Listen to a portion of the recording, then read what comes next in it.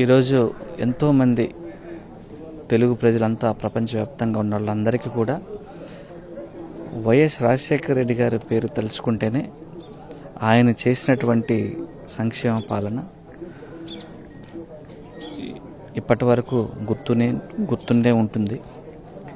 ఎందుకంటే పేదల యొక్క ఆరోగ్యానికి సంబంధించినటువంటి 108 విషయం కావచ్చు, అలాగే విద్యార్థులకి ఫీజు రియంబర్స్మెంట్ ద్వారా ఎంతోమందికి విద్యాదానాన్ని చేయడంలో కావచ్చు, అలాగే రైతులందరూ బాగుండాలని, వాళ్ళ కుటుంబాలు సంతోషంగా ఉండాలని రుణమాఫీ దగ్గర నుంచి ఉచిత విద్యుత్ వరకు ఇట్లా ఎన్నో సంక్షేమ కార్యక్రమాల ద్వారా, అలాగే ఆరోగ్యశ్రీ ద్వారా ఎన్నో లక్షల మంది ప్రాణాలు నిలబెట్టినటువంటి ఆయన యొక్క పనుల ద్వారా తెలుగు ప్రజల యొక్క గుండెల్లో చిరస్థాయిగా నిలిచిపోయారు.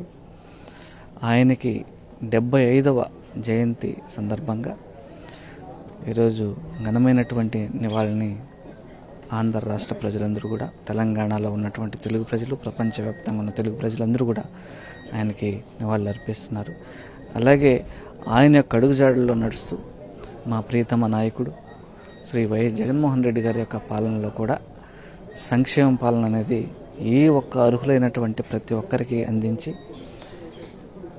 ఆయన అడుగుజాడల్లో నడుస్తున్నారు. ఖచ్చితంగా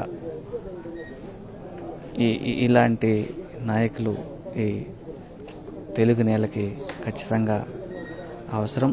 అలాంటి వాళ్ళందరి అడుగుజాడల్లో, పెద్దల అడుగుజాడల్లో నడుస్తూ మళ్ళీ ప్రజల పక్షాన్ని నిలబడి అందరికీ సంక్షేమ పాలన అందేలాగా, అర్హులైనటువంటి ప్రతి ఒక్కరికి లబ్ధి చేకూరేలాగా మా వైఎస్ఆర్ కాంగ్రెస్ పార్టీ పోరాడుతుంది. వైఎస్ రాజశేఖర రెడ్డి యొక్క ఆశయాలు ఏవైతే ఉన్నాయో ఆ ఆశయాల కోసం కట్టుబడి మేమంతా పనిచేస్తాం.